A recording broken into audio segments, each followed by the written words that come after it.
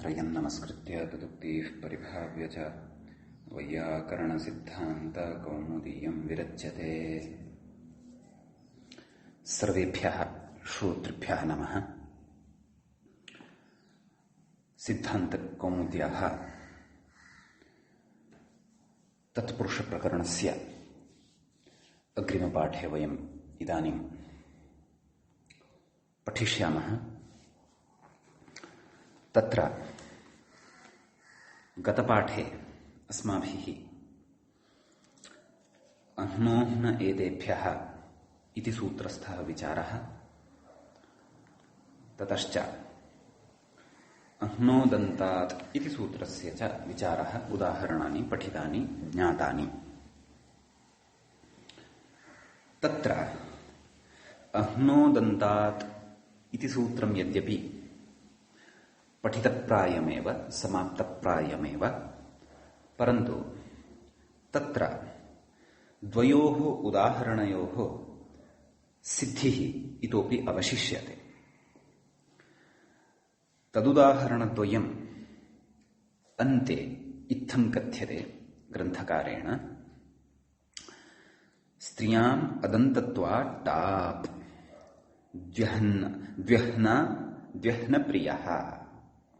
एवं रीत्या तत्र उदाहरणद्वयं दत्तम्। अत्र इदानीं मतिं कर्तुम् अस्माभिः अह्नोदन्तात् इत्यत्र पूर्वं यानि यानि उदाहरणानि दृष्टानि तानि सद्यः किञ्चित् स्मर्तव्यानि। पश्यन्तु, सर्वाण्णः इत्यत्र वस्तुतः अह्नोदन्तात् इति णत्वविधायकं सूत्रं। मुख्यं तु अह्नोह्न एतेभ्यः इत्यस्य कार्यं प्रवर्तते। मुख्याधारा तु अह्नोह्न एतेभ्यः इत्यस्य सूत्रस्य वर्तते। तेन अह्नादेशः अहं शब्दस्य क्रियते इति तस्य अर्थः। यथा सर्वाण्णः इत्यत्र अह्नादेशः कृतः, पूर्वाह्णः इत्यत्रापि अह्नादेशः कृतः वर्तते। उदाहरणद्वयेपि णत्वं भवति। संख्याताह्नः इत्यत्र तु णत्वप्रसङ्गः नास्ति। कुतः? निमित्ताभावात्। ततः परं द्वयोः अह्नोः भवः इत्यत्र कालाट्ठञ् इत्यनेन तत्र ठञ् इति प्रत्ययः भवति। भवार्थे द्विगोर्लुगनपत्ये इत्यनेन तस्य लुक् भवति। अपि च अह्नोह्न एतेभ्यः इत्यनेन अहन् शब्दस्य अह्न इति अकारान्तः आदेशः भवति। यणादिकं विधाय द्व्यह्नः इति प्रयोगः भवति इति अस्माभिः गतपाठे एव सः प्रयोगः निर्मितः। सः प्रयोगः अत्र कुतः स्मर्तव्यः इति चेत् तस्य एव स्त्रियाम् इदानीं विचारणं प्रवर्तते। तत्र कथयति, व्याख्याता कथयति, प्रसङ्गादाः नाम प्रसङ्गः अस्ति, अतः कृत्वा वदन्नस्ति। किं नाम द्व्यह्नः इति प्रयोगः साधितः, अतः प्रसङ्गवशात् स्त्रीत्वे अपि तस्य प्रयोगं कथयन्नस्ति इति। स्त्रियाम् इति नाम मूले किं कथितं? स्त्रियाम् अदन्तत्वात् टाप् इति। नाम स्त्रीत्वविवक्षायाम् अदन्तत्वात् प्रकृते टाप् प्रत्ययः भवति, द्व्यह्ना इति प्रयोगः सिद्ध्यति इति। तत्र द्व्यह्ना इत्यस्य विग्रहः द्वयोः अह्नोः भवा इति तस्याः विग्रहः अथवा अर्थः अस्माभिः ज्ञायते। यथा पुल्लिङ्गे द्व्यह्नः इत्यत्र ठञ् कृतः, ततः परं तस्य लुक् कृतः इत्यादि विहितं, तद्वत् प्रकृते अपि भविष्यति। तावदेव ठञ् प्रत्ययः प्रकृते वर्तते। तर्हि कुतः प्रकृते टाप् इत्युक्तम्?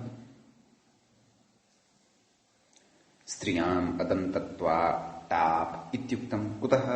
प्रकृते ठञ् इति आयातः खलु। तस्य लुक् कृतश्चेदपि प्रत्ययलक्षणत्वं समाश्रित्य ठञ्निमित्तीकृत्य टिड्ढाणय द्वयसजदघ्नై मात्र च तयः ठक् ठञ् कैं कोरपः इत्यनेन सूत्रेण नी प्रत्ययः कुतः न चेत् तत् कथयति अग्रे अपरिमाणविस्ताच्चित कम्बल्येभ्यो न तद्धितृकि इति अस्माभिः स्त्रीप्रत्ययप्रकरणे नीपः कश्चन निषेधः पठितः इति। अतः अत्र नीप् न भवति।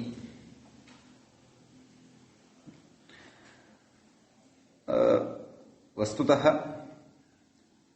तद्धित लुकि सति नीपः वारणं तत्र नाम तत्र नीप् केन प्राप्यते द्विगोर्वा इति भवन्तः यदि स्मरेयुः तत्रैव क्व अपरिमाण विस्ताच्चित कम्बल्येभ्यो न तद्धितृकि तस्य अर्थः कः सः निषेधः कस्य निषेधः सः प्रवर्तते इति चेत् तत्र अस्माभिः पठ्यते अपरिमाणान्तात् विस्तान्तात् विस्ताद्यन्ताच्च द्विगोः नीप् न स्यात् कदा तद्धित लुकि सति अयं नीप् न भवति इति तस्य अर्थः भवति। नाम द्विगोः प्रकृतेपि द्विगुत्वम् अस्ति एव खलु यतः द्विगुत्वम् आदौ अत्र सम्पद्यते ततः परं तत्र समासः भवति ततः परं तद्धितप्रत्ययः आयाति तद्धितप्रत्ययस्य च तस्य लुक् भवति। तर्हि द्विगोः इत्यनेन प्राप्यमाणः नीप् वार्यते अपरिमाणविस्ताचितकम्बल्येभ्यो न तद्धितृकि इत्यनेन।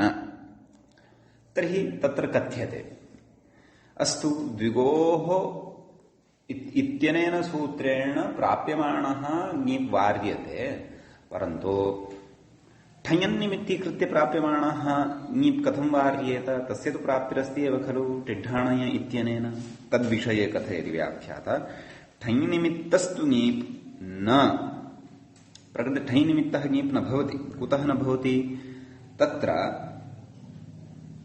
युक्त्या प्रतिपादितं क्व तत्रैव अपरिमाणविस्ताचित इत्यत्रैव तत्स्मारेणस्ति किम् ठञ्निमित्तस्तु नीप् न इति अपरिमाणविस्तेत्यत्रोक्तं नाम अपरिमाणविस्ताचितकम्बल्येभ्यो न तद्धितृकि सूत्रव्याख्यानसमये अस्माभिः तत्र विस्तरेण प्रतिपादितम्।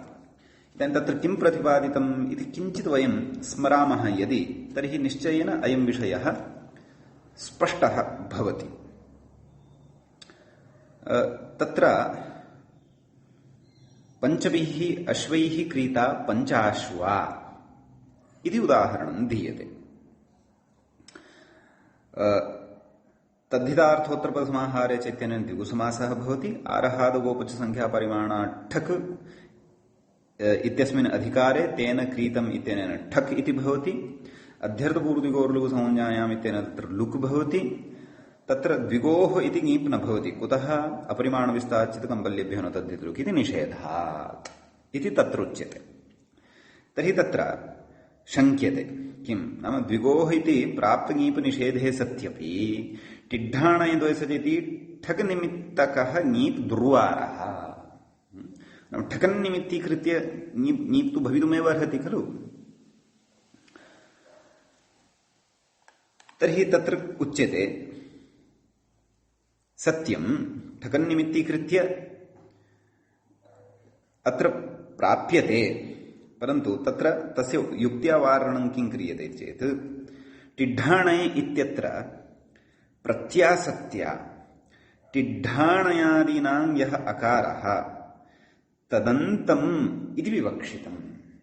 अत्र अस्यां पङ्क्तौ समाधानमस्ति। तत्रापि अस्माभिः विस्तरेण इदं पठितमासीत् अपरिमाणविस्ताच्यत इति सूत्रपठनसमये। तत्रत्यः एव विषयः अत्र मया स्मार्यमाणः वर्तते। यद्यपि तस्य किञ्चित् इङ्गितं व्याख्यात्रा कृतम् अस्माभिः तु तत्र सम्यक्तया पुनः तत् स्मर्यमाणं वर्तते दार्ढ्यं यथा विचारस्य स्यात्। नाम प्रकृतेऽपि कुतः ङीप् न इति किं तत्र कः सिद्धान्तः उच्यते नाम टिड्ढाणय इत्यत्र टिड्ढाणयादीनां यः अकारः नाम टिड्ढाणय इति प्रत्ययानामेव साक्षात् यः अकारः लभ्यते तदन्तम् इति विवक्षितम् तदन्तादेव तत्र ङीप् भवति तर्हि शब्दश्चायं नाम तत्र पञ्चाश्वा इति यद् उदाहृतम् पञ्चाश्वशब्दश्चायं ठग् अवयवाकारान्तो न भवति इति न दोषः तत्र पञ्चाश्व इत्यस्मिन् शब्दे यः अकारः लब्धः वर्तते सः अकारः ठकः अंशरूपः नास्ति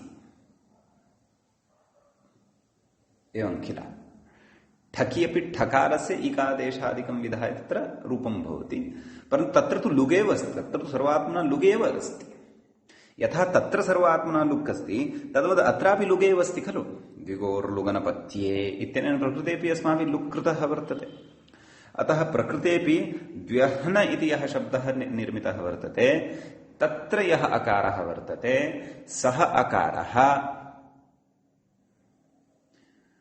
ठञः अंशरूपः नास्ति टिड्ढाणय सजदग्नय इत्यनेन तादृशादेव अदन्तात्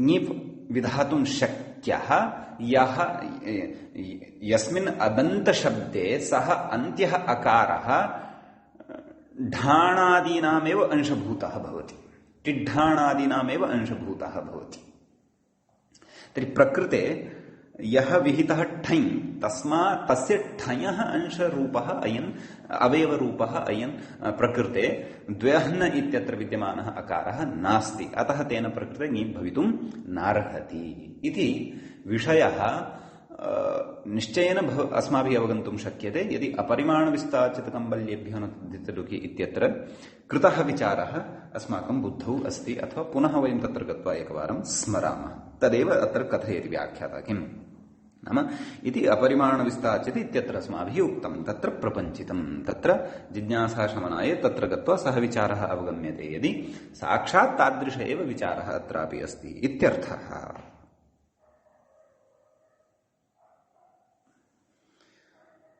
अग्रे कथयति टचः टित्वेपि अस्तु तर्हि पूर्वपक्षी पुनः वदति भोः अस्तु चिन्ता नास्ति परन्तु प्रकृते टचः टित्वेपि नाम टचः टित्वम् अस्ति खलु टच क्व अस्ति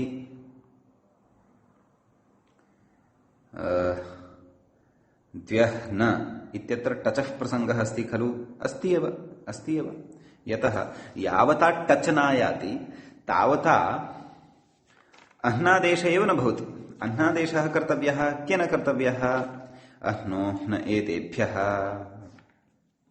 इत्यनेन खलु कर्तव्यः सः किं वदति सर्वादिभ्यः परस्य अहन् शब्दस्य अह्नादेशः स्यात् समासान्ते परे अतः समासान्तेन टचा तत्र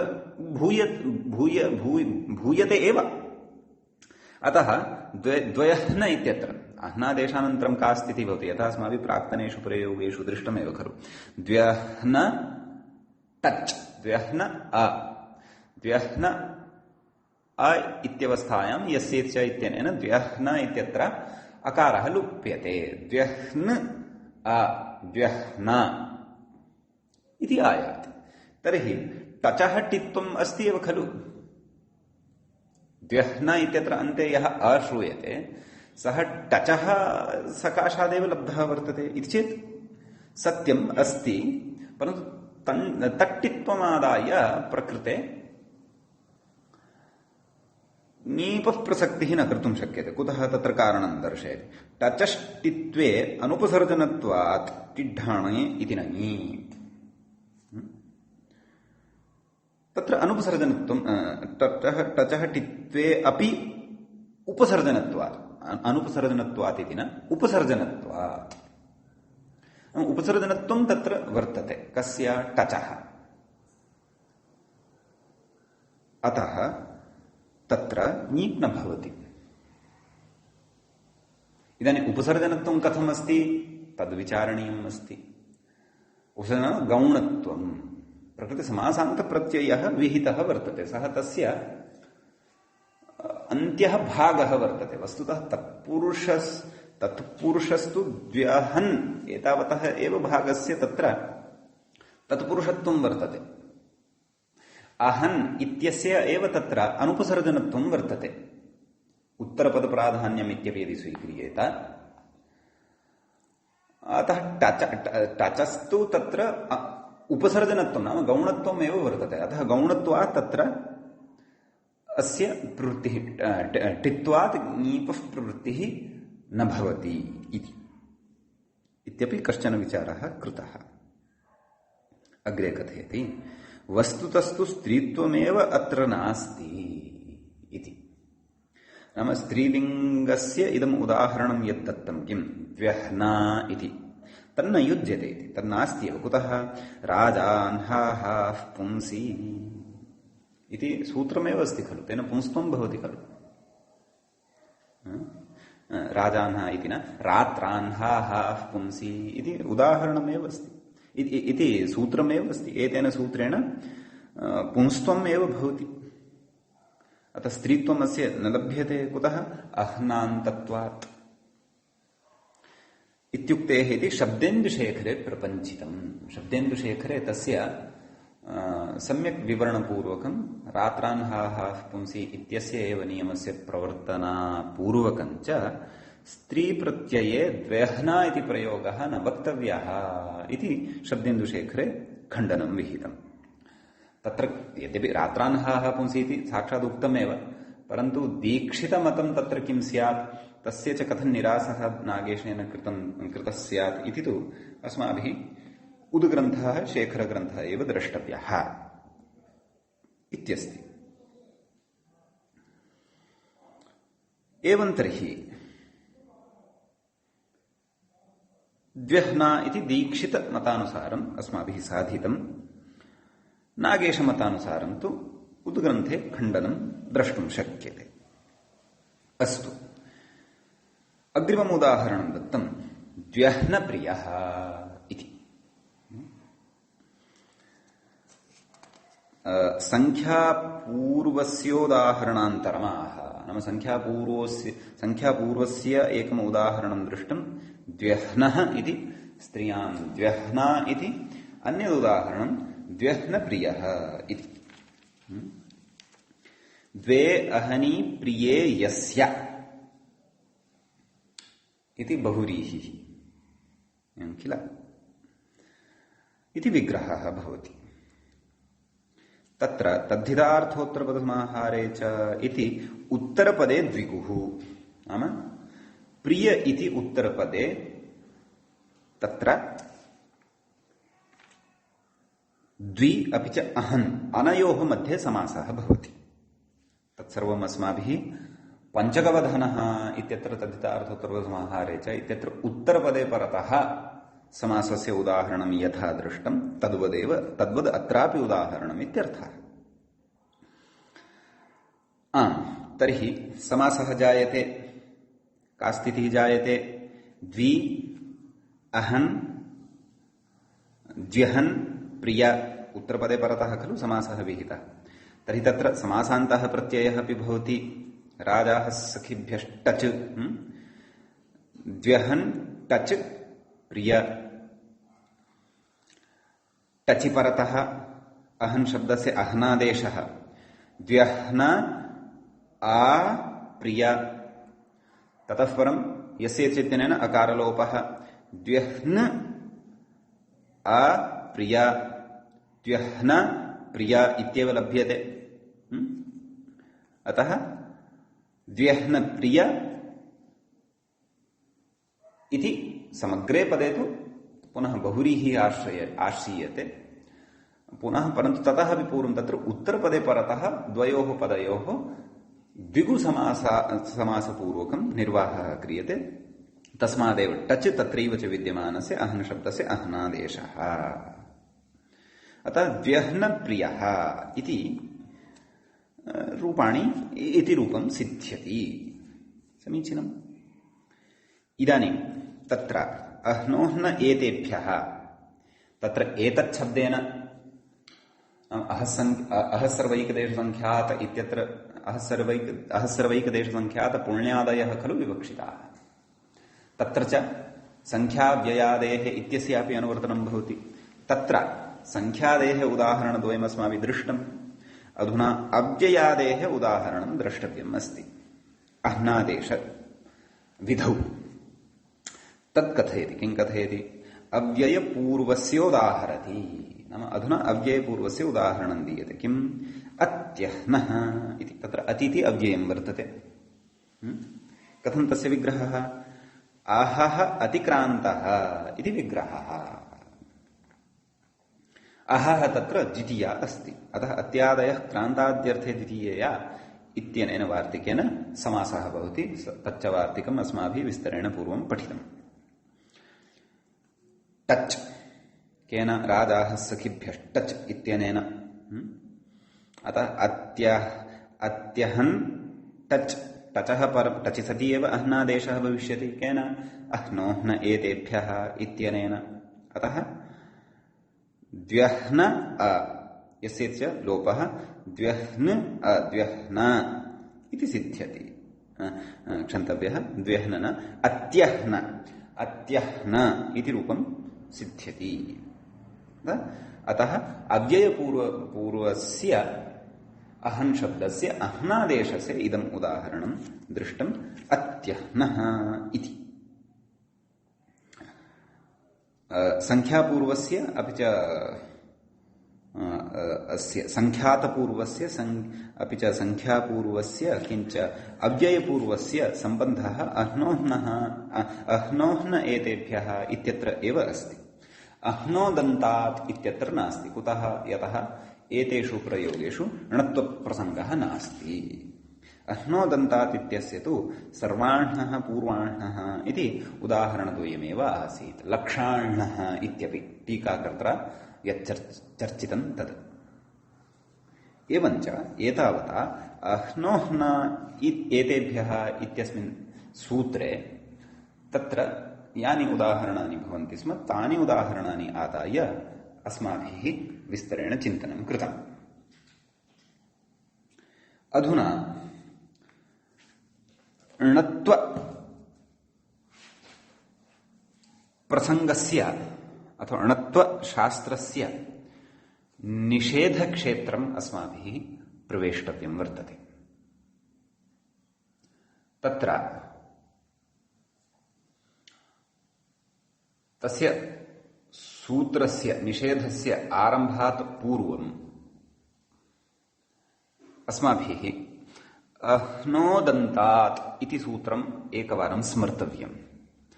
तस्य स्मरणेन विना अग्रिमस्य विचारस्य पूर्णतया स्पष्टता न स्यात्। किमुक्तं तेन?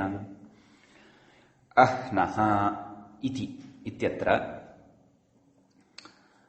तत्र षष्ठ्यर्थे प्रथमा इति खलु प्रतिपाद्यते। नाम अह्न इति यः आदेशः विहितः तस्य अह्नादेशस्य यः नकारः अस्ति तस्य णकारः भवति। कदा? यदा निमित्तं क्व भवति? अदन्तपूर्वपदस्थं भवति। नाम पूर्वपदम् अदन्तं स्यात्, तस्मिन् च निमित्तं स्यात् रेफः वा शकारः वा।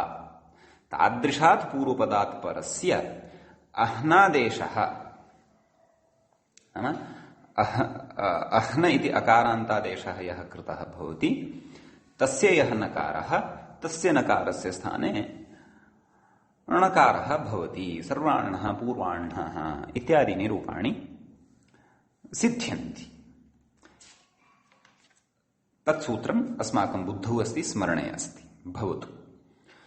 तस्य उदाहरणानि सूत्रार्थं च मनसि निधाय इदानीम् अस्माभिः अग्रे प्रवेष्टव्यं वर्तते। तत्र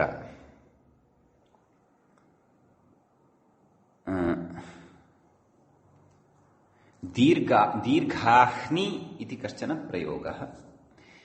दीर्घाह्नि इति प्रयोगे णत्वस्य प्राप्तिः जायते।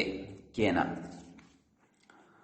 अह्नोदन्तात् इत्यनेन तस्य णत्वस्य वारणाय प्रकृते निषेधारम्भः क्रियते। सः निषेधारम्भः अस्ति क्षुब्नादिषु च इति। क्षुब्नादिषु क्षुब्न आदौ येषां ते क्षुब्नादयः तेषु क्षुब्नादिषु सप्तमी विभक्तेः बहुवचनम् अस्ति। तत् च इति अव्ययपदम् अस्ति। तत्र रषाभ्यां णोनः समानपदे इत्यतः णः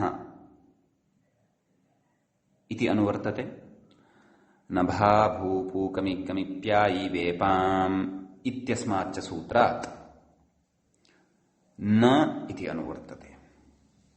तदाह एषु एषु णत्वं न स्यात्। एषु नाम केषु? क्षुब्नादिगणपठितेषु शब्देषु इत्यर्थः। एवं किल अष्टमाध्यायस्य चतुर्थपादस्य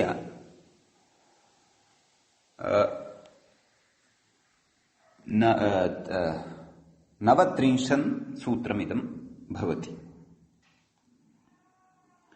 अतः वयम् एकवारं क्षुब्नादिगणे के शब्दाः सन्ति तान् शब्दान् सकृत् पश्यामः।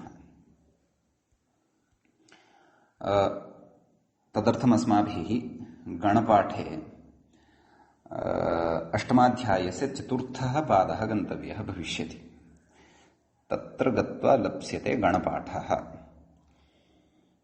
अष्टमाध्यायः चतुर्थः पादः नवत्रिंशं सूत्रं सकृत् अहम् अचिरेण एव तत्रत्यं गणपाठं पठिष्यामि। चतुर्थे पादे प्राप्तः अस्मि।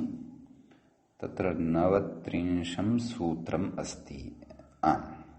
तान् शब्दान् सकृत् पठितुकामः एकवारं ध्यानेन शृणुमः। क्षुब्ना नृनमन नन्दिन् नन्दन नगर एतान्युत्तरपदानि संज्ञायां प्रयोजयन्ति। अग्रे हरिनन्दी हरिनन्दनः गिरिनगरं बेङ्गलूरुनगरस्य गिरिनगरं स्मर्यते। अस्तु। नृतिर्यङि प्रयोजयति नरी नृत्यते। तत्रापि निषेधः भवति। प्राप्यते तत्रापि णत्वं नरी नृत्यते इति स्यात् अन्यथा। नर्तन गहन नन्दन निवेश निवास अग्नि अनूप एतान्युत्तरपदानि प्रयोजयन्ति। परिनर्तन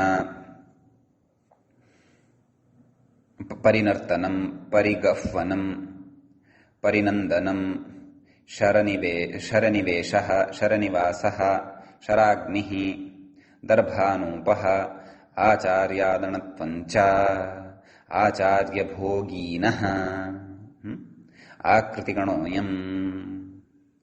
पाठान्तरम् अपि दत्तमस्ति।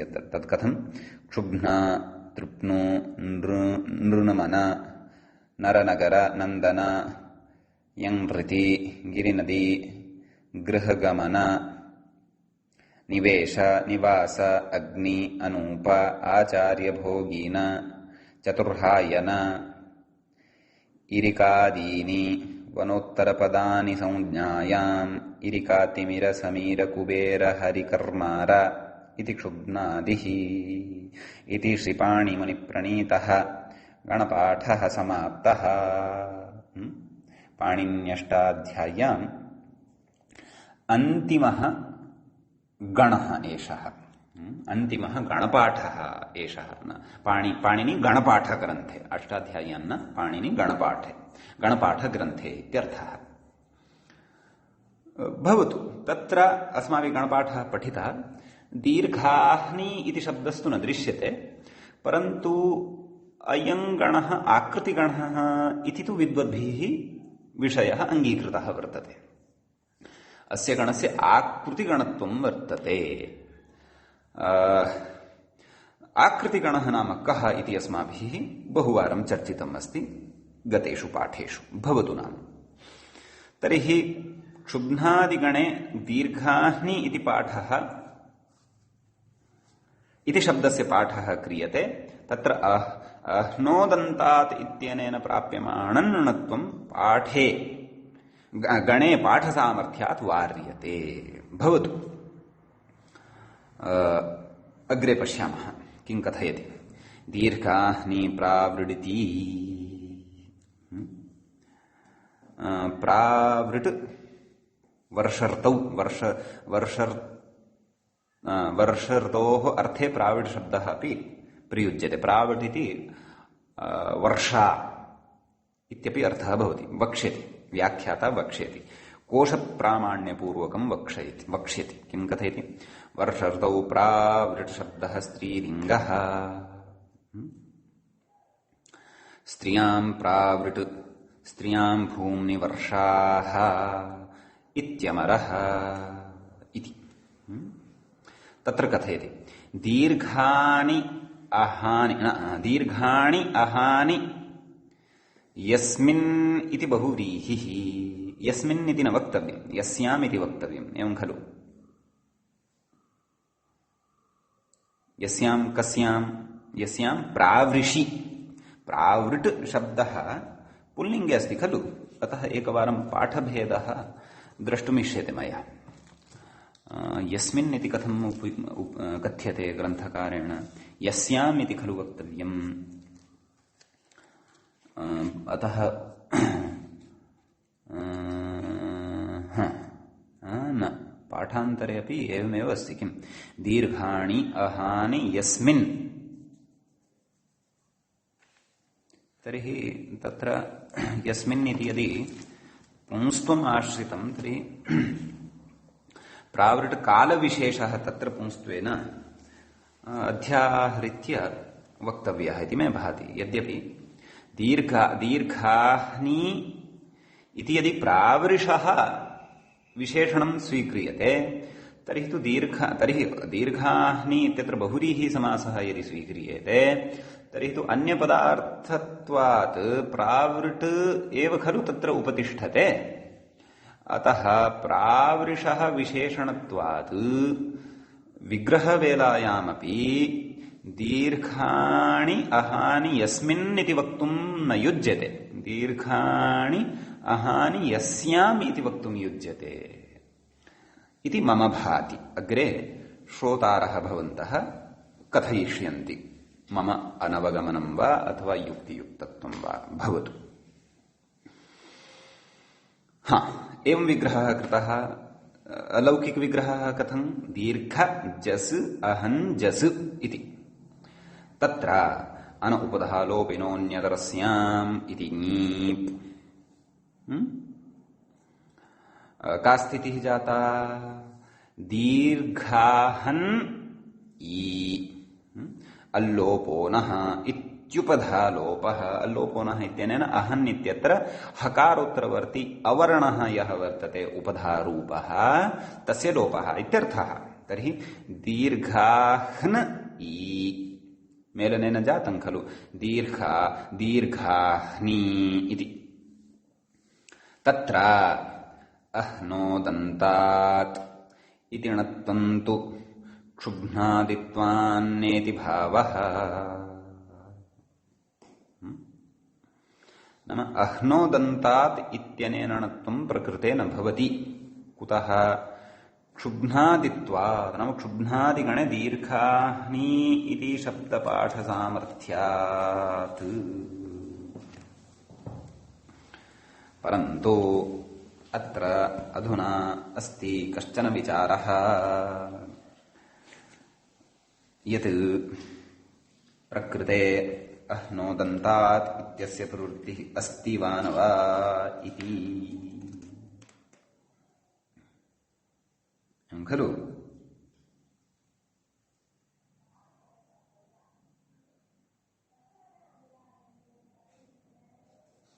यतः अह्नोदन्तात् इत्यनेन उच्यते अदन्तपूर्वपदस्थात् रेफात् परस्य अह्नादेशस्य न स्यणः स्यात्। अह्नादेशस्य इत्युच्यते नाम तत्र अह्नश्चासौ देशश्च अह्नश्चासौ आदेशश्च इति वा अथवा अहन् शब्दस्य स्थाने कृतः यः अह्न इति आदेशः तस्य इति वा सूत्रार्थः ग्राह्यः। तर्हि प्रकृते यदि तु अहन् शब्दस्य नाम अह्नोदन्तात् इत्यस्य अहन् इत्यत्र नाम तत्र अह्नः इति षष्ठी यदि स्वीक्रियते साक्षात् शुद्धा षष्ठी इति स्वीक्रियते तर्हि तु अहन् शब्दस्य प्राप्तः यः प्राप्य अहन् शब्दस्य नकारस्य णत्वं भवति इति अर्थः भविष्यति। तर्हि तथा सूत्रार्थः यदि तर्हि तु दीर्घाह्नि इत्यत्र णत्वस्य प्राप्तिः अस्ति। परन्तु पूर्वम् अस्माभिः उदाहरणं किं साधितं कस्य अह्नोदन्तात् इत्यस्य सर्वाह्णः इति उदाहरणं खलु साधितम्। तत्र वयं किं कुर्मः पूर्वक तत्र अह्नादेशः आदौ क्रियते केन एते अह्नोह्न एतेभ्यः इत्यनेन अह्नादेशः क्रियते ततः णत्वं केन अह्नोदन्तात् इत्यनेन णत्वं विधीयते एवं खलु। तर्हि अह्नोदन्तात् इत्यत्र अहन् इति शब्दस्य णत्वं भवतु इति अर्थः वा अथवा अहन् शब्दस्य यः अह्नादेशः विहितः वर्तते तस्य नकारस्य णत्वं भवतु इति अर्थः वा। यद्यपि सूत्रार्थं दृष्ट्वा तु इत्थं भासते अदन्तपूर्वपदस्थात् रेफात् परस्य अह्नादेशस्य नाम अहन् शब्द अह्न इति इत्याख्यः यः आदेशः तस्य नकारस्य णत्वं भवति इति।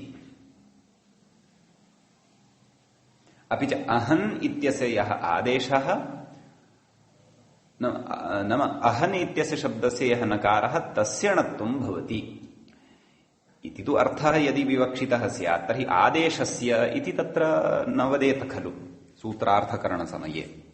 अतः सद्यः इदं भाति अहन् शब्दस्य स्थाने यः अह्न इति आदेशः कृतः तस्य नकारस्य णत्वं भवति केन अह्नोदन्तात् इत्यनेन। तथा चेत् अर्थः नाम अह्नादेशः यः वर्तते तस्य नकारस्य णत्वं स्यात् इति यदि अर्थः अभिप्रेतः तर्हि तु दीर्घाह्नि इत्यत्र णत्वस्य प्राप्तिरेव नास्ति। तर्हि तत्र णत्वस्य यदि प्राप्तिरेव नास्ति तर्हि क्षुब्नादिगणे दीर्घाह्नि इत्यस्य शब्दस्य पाठः आकृतिगणत्वात् न कर्तव्यः इति पक्षः उद्भवति। एतमेव पक्षम् आदाय प्रकृते उच्यते कश्चन विचारः दीक्षितेन कश्चन विचारः अत्र अस्ति उपस्थापितः। व्याख्यात्रा च यस्य आरम्भः इत्थं क्रियमाणः अस्ति सः आरम्भः अस्माभिः इदानीम् आलोडनीयः अस्ति। ननु इति कृत्वा आरभत। ननु क्षुब्नादिषु दीर्घाह्नि इत्यस्य पाठो व्यर्थः इति कथयति। कुतः व्यर्थः इति नाम वादिनः इदं मतम् उपस्थापयति आदौ पूर्वम्। अह्नोदन्तात् इत्यत्र हि अह्नः इति अदन्तात् षष्ठ्यर्थे प्रथमा इति केषाञ्चन आचार्याणां मतमिदम् उपस्थाप्यते। नाम तत्र अह्नोदन्तात् इत्यत्र अह्न इत्यत्र या प्रथमा श्रूयमाणा वर्तते सा प्रथमा षष्ठ्यर्थे विद्यते कथम एवं षष्ठ्यर्थे प्रथमापि भवति वा तादृशं विधानं तु अस्माभिः न पठितं क्व विभक्त्यर्थ प्रकरणे षष्ठ्यर्थे प्रथमायाः विधानं तु न पठितम् इति चेत् भवति तद्वयम् अग्रे पठिष्यामः व्यत्ययेन भवति व्यत्ययो बहुलम् इत्यत्र पठिष्यामः तत्र बहुविधप्रकारकः व्यत्ययः अस्ति मुनिसम्मतः तं व्यत्ययं वयम् अग्रे पठिष्यामः तर्हि केचन आचार्याः अत्र किं कथयन्ति यत् अह्नोदन्तात् इत्यत्र अह्न इति अदन्तात् नाम तत्र अह्नः इति तत्र अकारान्तः एव शब्दः वर्तते अहन् इत्यस्य षष्ठ्यन्तः नास्ति अकारान्तः एव वर्तते तत्र तस्मात् अकारान्तात् तत्र षष्ठ्यर्थे प्रथमा विभक्तिः अस्ति इति एवं खलु तर्हि सूत्रार्थः कः आयाति अदन्तपूर्वपदस्थात् निमित्तात् अग्रे कथयन् अस्ति व्याख्याता कथयन् अस्ति अदन्तपूर्वपदस्थान्निमित्तात् परस्य अह्न शब्दस्य नाम अह्न इति अकारान्तः यः शब्दः वर्तते तस्य नस्य णत्वं स्यात् इति तदर्थः नाम नकार तादृशस्य नाम अहन् शब्दस्य स्थाने यः अह्न इति आदेशः कृतः अस्ति तस्य अह्न इति आदेशरूपस्य यः नकारः अस्ति तस्य नकारस्य णत्वं भवति इति तस्य अर्थः एवमेव च अर्थम् आदाय सर्वाण्णः पूर्वाण्णः इत्यादिषु णत्वम् अवगन्तव्यम् इति केचन आचार्याः कथयन्ति तथा चेत् दीर्घाह्नि इत्यत्र च अह्नादेशस्य अप्रसक्त्या दीर्घाह्नि इत्यत्र तु अह्नादेशः न जाते एव अस्ति भोः अह्नादेशः केन कर्तव्यः अह्नादेशः अह्नोह्न एतेभ्यः इत्यनेन खलु कर्तव्यः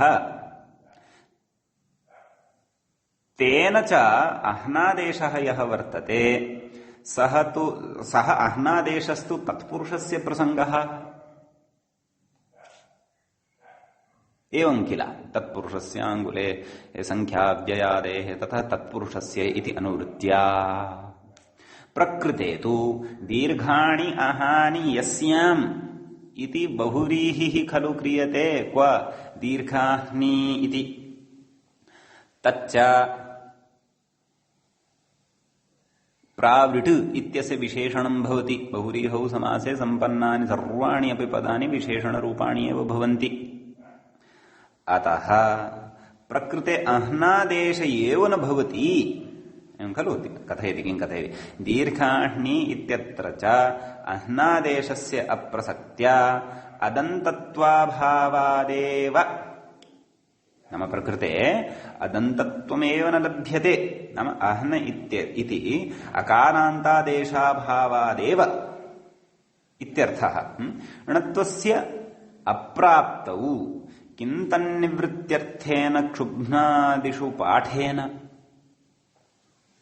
अह्नादेश एव नास्ति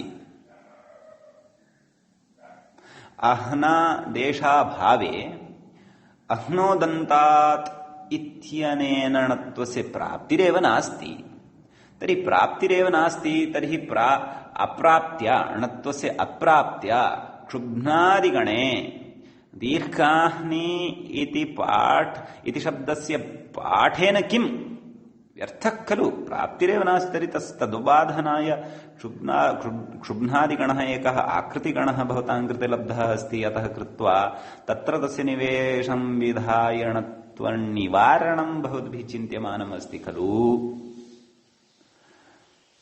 तद् व्यर्थं खलु कुतः प्राप्तिरेव नास्ति प्राप्तिः कुतः नास्ति यतः अह्नादेश एव नास्ति अत्र अह्नादेशप्रसङ्ग एव नास्ति अत्र अतः अह्नादेशप्रसङ्गाभावे प्रकृते तस्य पाठः अत्र न कर्तव्यः अतः क्षुब्नादिषु च इत्यस्य अत्र दीर्घाह्नि इति उदाहरणमेव न युज्यते अन्यानि उदाहरणानि क्षुब्नादीनि उदाहरणानि अन्यानि स्वीकर्तुं शक्यन्ते इत्यत आह नाम एवं एतादृशे तत्र अह्नोदन्तात् इत्यत्र अह्नः इत्यत्र षष्ठ्यर्थे प्रथमार्थं स्वीकृत्य तत्र अह्नादेशरूपस्य एव नकारस्य णत्वं भवति इत्यर्थं पुरस्कृत्य अत्र णत्वस्य अप्राप्तिम् एव कथयन्तः सन्ति ये ते, अतः क्षुब्नादिगणे अस्य पाठेन किम् इत्यतः आह एवं कथयति। किं कथयति? एवं चेति नाम एतादृशे विचारे क्रियमाणे क्षुब्नादिगणे दीर्घाह्नि इति पाठस्य सार्थकतां प्रतिपादयन् कथयति। कः? ग्रन्थकारः भट्टोजिदीक्षितः। किं कथयति? एवं चेति। एवञ्च मूलपङ्क्तिः का अस्ति?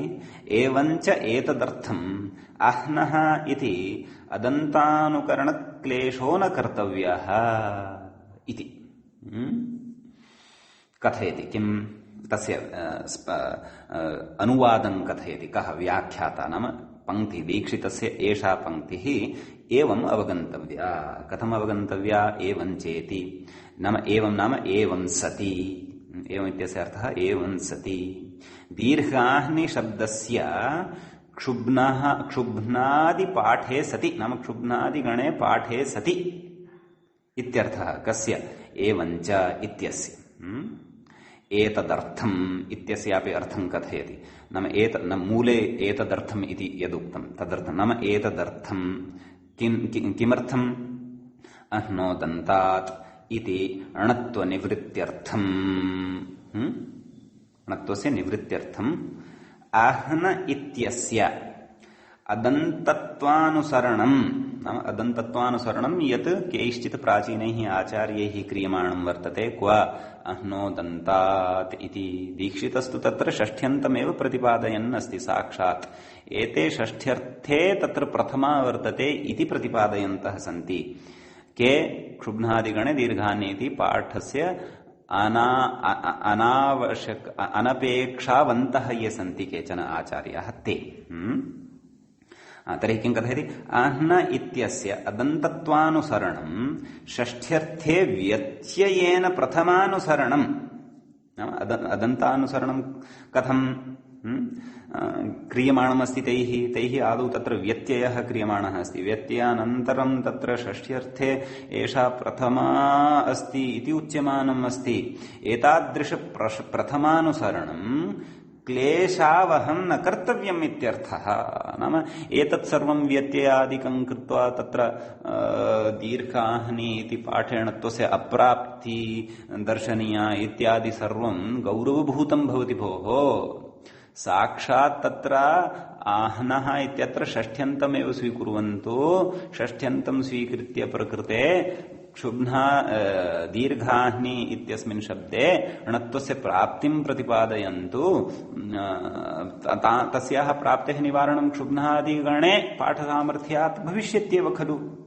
किमर्थं तत्र व्यत्ययादिकं सर्वं समाश्रित्य तत्र षष्ठ्यर्थे प्रथमा स्वीकर्तव्या? सर्वं गौरवभूतं कार्यं किमर्थं कर्तव्यम् इति न कर्तव्यम् इति पङ्क्तेः आशयः।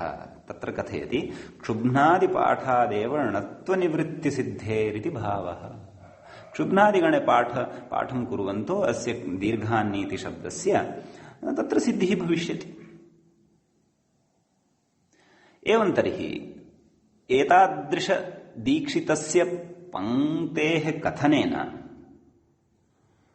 ज्ञायते यत् अह्नोदन्तात् इत्यत्र दीक्षितस्य अह्नः इति षष्ठ्यन्तम् अभीप्सितम्। अन्ये तु षष्ठ्यर्थे प्रथमां विधाय दीर्घाह्नि इत्यत्र णत्वस्य अप्राप्तिं प्रतिपादयन्ति। यदि अहन् इत्यत्र तत्र षष्ठ्यन्तमेव अभीप्सितं तर्हि दीर्घाह्नि इत्यत्र अहन् शब्द पाठसामर्थ्यादेव अहन् इति उत्तरपदत्वादेव तत्र णत्वस्य प्राप्तिः भवति। केन? अह्नोदन्तात्। परन्तु तथा यदि तर्हि दीक्षितेनैव सूत्रार्थः कृतः अस्ति। कः? अदन्तपूर्वपदस्थात् रेफात् परस्य अह्नादेशस्य इति उक्तवान् सः। तत्र अहनादेशस्य नाम अहन् इत्यस्य यः आदेशः क्रियते तस्य इति उक्तवान्। तर्हि तादृश सूत्रार्थे स्वीकारे दीक्षितस्य सूत्रार्थानुसारमेव अत्र णत्वं न प्राप्नोति इति मम मतिः। नाम दीक्षितानुसारिणा सूत्रार्थेनापि णत्वस्य प्राप्तिः नास्ति। अतः प्राचीनानां खण्डनम् अपि न युज्यते इति मम भाति। भवन्तः श्रोतारः अपि तत्र कथयिष्यन्ति। अस्तु, भवतु। तर्हि क्षुब्नादिगणपाठसामर्थ्यात् णत्वं वारणीयम् इति दीक्षितमतम्। तत्र अग्रे कथयति, ननु दीर्घाह्नित्यस्य णत्वाभावाय किं क्षुब्नादिपाठः अभ्युपगम्यताम् उत आह्न इत्यस्य अदन्तत्वम् इत्यत्र विनिगमनाविरहः। नाम इदानीं दीक्षितः अपि वस्तुतः तत्र प्राचीनानां या युक्तिः वर्तते, नाम षष्ठ्यर्थे प्रथमा व्यत्ययेन स्वीकृत्य तत्र दृढं विनिगमकं मुनित्रयसम्मतं किमपि दृढं विनिगमकं, विनिगमकस्य विरहः नाम विनिगमकं नास्ति। यद्यपि युक्तिः अस्ति सत्यं, परन्तु विनिगमकं तत्र नास्ति इति कृत्वा क्षुब्नादिगणे पाठस्य अभ्युपगमः भवतु वा? तर्हि अस्तु, विनिगमकं नास्ति, तेषां युक्तिः प्रबला अस्ति चेदपि मदीये प्रतिपादिते अस्मिन् विचारे, कस्मिन् विचारे नाम दीर्घाह्नीति शब्दस्य पाठः क्षुब्नादिगणे कर्तव्यः इत्यस्मिन् विचारे यदि भवताम् असन्तुष्टिः अस्ति, यदि व्यत्यादिकं विधाय भवन्तः अत्र अप्राप्तिम् इति दर्शयन्तः सन्ति, तर्हि भवतु तत्र अन्यः कश्चन अन्या काचित् प्राप्तिः वर्तते णत्वस्य, या प्रकारान्तरेण वारयितुं न शक्यते, तस्याः प्राप्तेः निवारणाय क्षुब्नादिगणे पाठः अपेक्षितः एव। तथा वा? तर्हि ताम् अन्यां प्राप्तिं कथयति सः। का प्राप्तिः सा इति चेत् इत्यतः आह किमाह प्रातिपदिकान्तेति सूत्रमस्ति। प्रातिपदिकान्तनुं विभक्तिषु अष्टमाध्यायस्य चतुर्थपादस्य 11 तद्भवति सूत्रम्। तेन सूत्रेण प्रकृते प्राप्तिः अस्ति। कस्य? णत्वस्य। प्रातिपदिकान्तनुं विभक्तिषु इत्यनेन सूत्रेण किमुच्यते इति चेत् प्रातिपदिकान्ते नुमि विभक्तौ च यः नकारः तस्य पूर्वपदस्थात् निमित्तात् उत्तरस्य वाणकारः भवति, नाम णत्वं विकल्पेन भवति इत्यर्थः। तर्हि प्रकृते दीर्घाहन् इत्यस्मात् प्रातिपदिकादेव खलु ङीपं कृत्वा अस्माभिः साधितम्।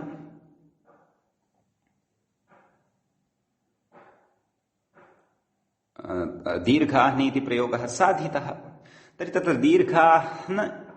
दीर्घाहन् इति अत्र अहन् इति यत् प्रातिपदिकम् अस्ति, तत्र यः नकारः अस्ति सः प्रातिपदिकान्तः वर्तते।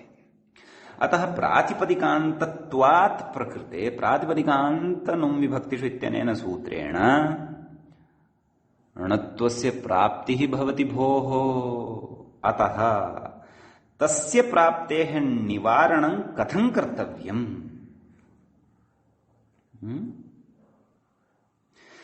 तस्य प्राप्तेः निवारणं प्रकारान्तरेण न भवति। तन्नत्वस्य अस्तु, अत्र तु कथञ्चित् भवद्भिः व्यत्ययेन अह्नोदन्तात् इत्यत्र अहन् इति अकारान्तत्वं भजते, सः आदेशः एव तत्र विवक्षितः अस्ति। अतः दीर्घाह्नि इत्यत्र अह्नादेशः एव न जातः वर्तते इति कृत्वा प्रकृते तत्र णत्वस्य प्राप्तिरेव नास्ति, अतः गणे पाठः न कर्तव्यः इति इत्यत्र तु कथञ्चित् भवद्भिः प्रतिपाद्यते, परन्तु प्रातिपदिकान्तनुं विभक्तिषु इत्यनेन प्राप्तस्य णत्वस्य निवारणं न सम्भवति भोः। अतः प्रातिपदिकान्तनुं विभक्तिषु इति णत्वप्रकरणस्थस्य पठितस्य सूत्रस्य प्राप्तेः प्रकृते बाधार्थं क्षुब्नादिगणे दीर्घाह्नि इति शब्दस्य पाठः नितान्तम् अपेक्षितः एव।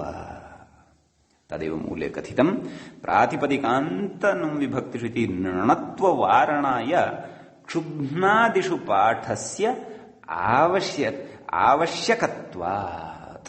अतः तदर्थम् अत्र तस्य पाठः कर्तव्यः एव इति। एवं तर्हि एतादृशे विचारे क्रियमाणे दीक्षितस्य पूर्वम् उक्तः सूत्रार्थः अपि युज्यते। अह्नादेशस्य, कस्य? अह्नोदन्तात् इत्यस्य नाम अह्नादेशस्य। तर्हि अन्ततो गत्वा अत्र अह्नादेशः एव स्वीकर्तव्यः। क्व? अह्नोदन्तात् इत्यत्र। तेन तादृशसूत्रार्थकरणे अपि सङ्गतिः जायते। अस्तु, भवतु। इदानीं वयं तर्हि एतावान् विचारः अत्र प्रवृत्तः। अग्रे किं कथयति? अग्रे इतोपि विचाराः अवशिष्टाः वर्तन्ते। अथ अह्नोदन्तात् इत्यत्र पूर्वपदविशेषणे अदन्तात् इति तपरत्वस्य प्रयोजनमाह। अदन्तात् इत्यत्र अत् अन्ते यस्य तद अदन्तं तस्मात् अदन्तात् इति तत्र तस्य विशेषणस्य किं प्रयोजनं? तस्य प्रयोजनमाह। किमाह? अदन्तादिति तपरकरणान्नेह। नाम तस्मिन् सूत्रे अदन्त इति तपरकरणत्वात् नेह अत्र न। अत्र किन्न? नाम अस्मिन् उदाहरणे णत्वं न इत्यर्थः। किं तदुदाहरणम्? परागतम् अहः पराह्णः इति। अस्य उदाहरणस्य सिद्धिः अधुना कर्तव्या वर्तते। यथा वयं वदामः खलु पूर्वाह्णः अपराह्णः, यः अर्थः अपराह्णः इत्यस्य भवति स एव अर्थः पराह्णः इत्यस्यापि भवति। अतः तत्र परागतम् अहः पराह्णः अत्र कथमस्य सिद्धिः? प्रादयो गताद्यर्थे प्रथमया इत्यनेन समासः भवति। का स्थितिः जाता? अत्र परा इति अस्ति, तस्य समासः भवति प्रादिस्थः सः परा, तस्य समासः भवति अहन् इत्यनेन। पराहन् इति स्थितिः जाता। ततः किम्? ततः टच् भवति किल? पराहन् टच्। तत्र अव्ययात् परत्वात् अह्नादेशः। परा इति अव्ययत्वं भजते, अतः अह्नादेशः भवति। अतः अह्नादेशे सति पराह्न इति स्थितिः जायते। पुनः यस्य इत्यनेन अलोपः पराह्न पराह्न इत्येव जायते। तर्हि तत्र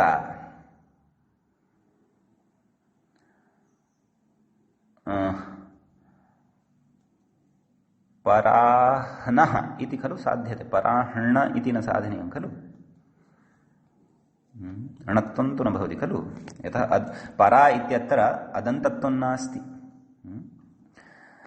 तत्र परेति कथयति अग्रे, परेति पूर्वपदस्य अदन्तत्वाभावात् नणत्वम् इति भावः। क्षन्तव्यः, मया पूर्वं पराह्ण इति उच्चारणं कृतं खलु। न न न न तद् अशुद्धम्। अत्र मूले दृष्ट्वा एवं भासते न स्यात्, नाम सम्यक् स्फुटं टङ्कणं नास्ति शब्दस्य, अतः तत्प्रमादवशात् उक्तं। रूपं तु पराह्न इत्येव वर्तते। अतः प्रकृते परा इत्यस्य पूर्वपदं यद् वर्तते अव्ययरूपं तस्य अदन्तत्वं नास्ति, अदन्तत्वं नास्ति इति कृत्वा तस्मात् परः यः अह्नादेशः तस्य यः नकारः तस्य अह्नोदन्तात् इत्यनेन णत्वमपि न भवति इत्यर्थः। अतः पराह्न इत्येव रूपं भवति इति। एवञ्च एतावता क्षुब्नादिषु च, यद्यपि क्षुब्नादिषु च इत्यत्र विद्यमानः सर्वोऽपि विचारः न समाप्तः वर्तते, तत्तत् सन्दर्भे तत्तत् प्रकरणे यत्र यत्र तत्तत् क्षुब्नादिगण पठितानां शब्दानां चर्चा भविष्यति तत्र इतोपि अस्माकं तस्य सूत्रस्य चर्चा अग्रे भविष्यति। सद्यः एतावता तु अस्माभिः बुद्धौ प्रकृते अह्नोदन्तात् इत्यस्य यत्र यत्र प्राप्तिः आसीत् तस्य प्राप्तेः निषेधप्रसङ्गे क्षुब्नादिषु च इत्यस्य उपयोगं स्वीकृत्य तस्य अर्थः एतावत्पर्यन्तं ज्ञातव्यः वर्तते। अद्यतनपाठः एतावानेव भवति। श्वः वयम् अग्रिमं विषयम् आदाय पुनः पठिष्यामः। सर्वेभ्यः श्रोतृभ्यः मुहुः नमस्कारः। मङ्गलं भवति। मुनित्रयं नमस्कृत्य तदुक्तिः परिभाव्य च वैयाकरणसिद्धान्त कौमुदीयं विरच्यते। शुभदिनम्।